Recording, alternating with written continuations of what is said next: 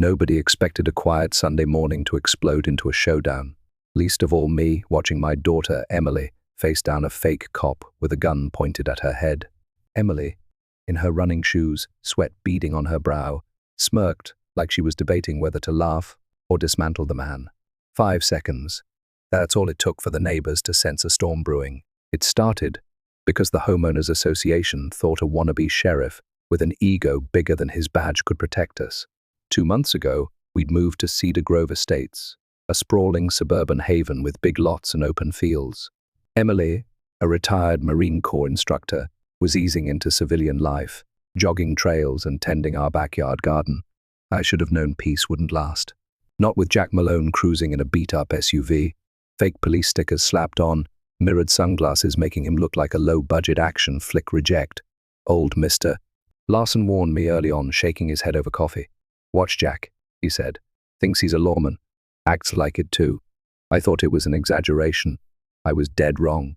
That morning, the sky glowed golden pink as Emily double-knotted her shoes and hit the community trail. I sipped coffee on the porch, planning my day.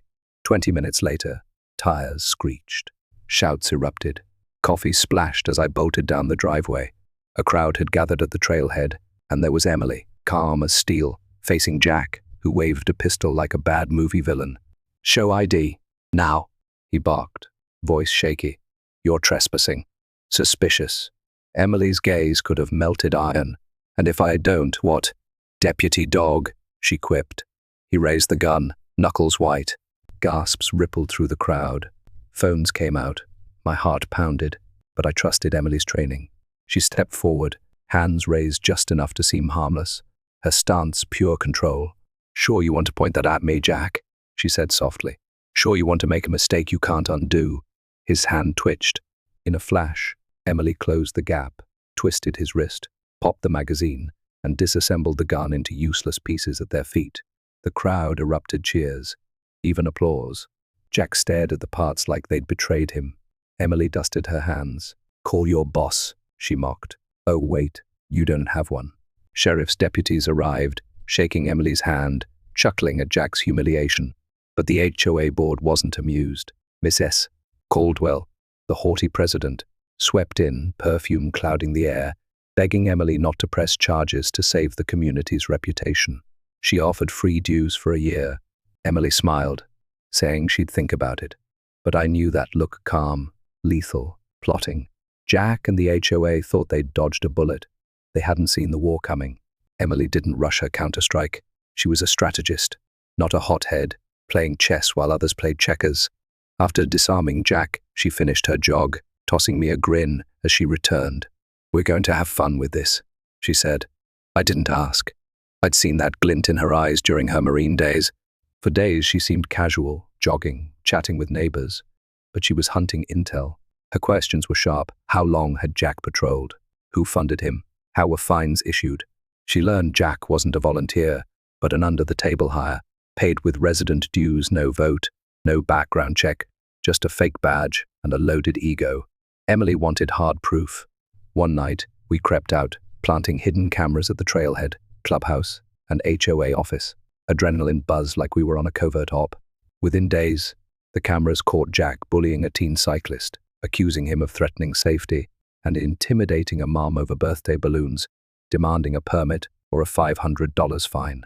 The footage boiled my blood, but Emily stayed ice cold. "This is gold," she said, saving it to her laptop. She also targeted the HOA.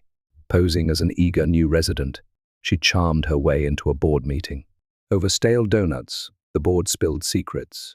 Dues funneled to Jack's patrol via a beautification slush fund, covering his gas, uniform, even his badge. One night, Emily recorded Miss S. Caldwell plotting to bury us in violations until we moved. They called Emily a troublemaker and me a pushover. Emily smiled across the table, her recorder capturing every word. "They think they can bully us," she laughed later. "They don't know who they're messing with." She wasn't just after Jack. She wanted the corrupt board exposed for every neighbor, silenced by fear. Emily built her case like a fortress, videos, photos, a flowchart tracing dues to Jack's pocket. Meanwhile, Jack, thinking he'd scared her, smirked as he cruised past our house. He didn't know he was walking into her trap. Emily waited, letting the HOA dig deeper. She suggested baiting them to overplay their hand. Let them think they're untouchable, she said. They'll show everyone who they are. Risky, but genius. We played nice, paid dues, even baked cookies for a meeting, making Miss S. Caldwell squirm. The retaliation hit fast. A violation notice scratched into our door, cited our tiny American flag as unauthorized. Then came notices for excessive jogging and lawn height, despite our pristine yard. Emily photographed each, her evidence pile growing. Then came the escalation. Emily's car was keyed, tires slashed, with a fake ticket calling her a dangerous driver. She didn't rage. She smiled, checking her driveway camera. There was Jack, knife in hand, smug under the security light. Got him, she said, freezing his face on screen. Emily drafted a report, attaching every file, and sent it to the sheriff, news stations, and the DA. But she wanted more than legal victory. She wanted public shame. She announced a Patriots' Day event at our house, honoring local veterans, including her service. The HOA couldn't object without looking un-American, so they promoted it, unaware they were setting their own stage. Emily prepared meticulously. Tents, buffet, red, white, blue decor. News vans arrived, reporters clutching her press kits. Neighbors buzzed, some whispering support. The board showed up. Miss S. Caldwell's smile strained. Jack, absent. Emily's speech was heartfelt, thanking veterans. Then she handed the mic to reporters. They grilled the board, playing footage of Miss S. Caldwell's scheming and Jack's bullying. Neighbors gasped, murmurs turning to outrage. The board wilted. Miss S. Caldwell's apologies drowned by boos. Deputies arrived, serving investigation notices, one thanking Emily publicly. The HOA's facade shattered as neighbors chanted for resignations. The fallout was swift. Headlines screamed, "Fake cop threatens veteran's daughter," HOA embroiled in scandal. Petitions demanded Miss S. Caldwell's ouster. The board's closed-door meetings flopped. Neighbors weren't scared anymore. Another violation arrived, claiming our event was unauthorized despite their newsletter. Emily laughed, adding it to her file. A legal threat followed, accusing us of defamation. Emily's response cited whistleblower laws and heard a complaint, mailed with a smirk. Jack's harassment persisted. Our mailbox toppled, trash dumped, threatening notes. Emily's cameras caught teens he'd paid to vandalize. They confessed, landing him conspiracy charges. She sent updated evidence everywhere, including the state HOA regulator. The board called a community unity meeting, hoping to spin the narrative. We sat front row, watching Miss S. Caldwell's speech unravel as a reporter cited financial misdeeds. Neighbors shouted, one waving a sunflower fine, another demanding resignations. The chant "Resign" shook the room. Miss S. Caldwell fled the meeting, collapsing. Neighbors stayed, planning a recall. Emily smiled, having predicted it all. Jack had scammed other HOAs too, racking up lawsuits. The recall vote ousted Miss S. Caldwell and 4 board members replaced by honest neighbors. An audit exposed the slush fund. Unlicensed patrols were banned. Miss S. Caldwell sold her house, leaving quietly, unmourned. Life normalized. Kids played. Flags flew. Fear faded. At a community cookout, Mr. Jenkins, an old veteran, praised Emily for saving Cedar Grove with heart and brains.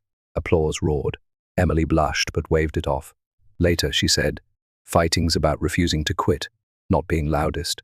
A month later, a dedication ceremony unveiled a park plaque.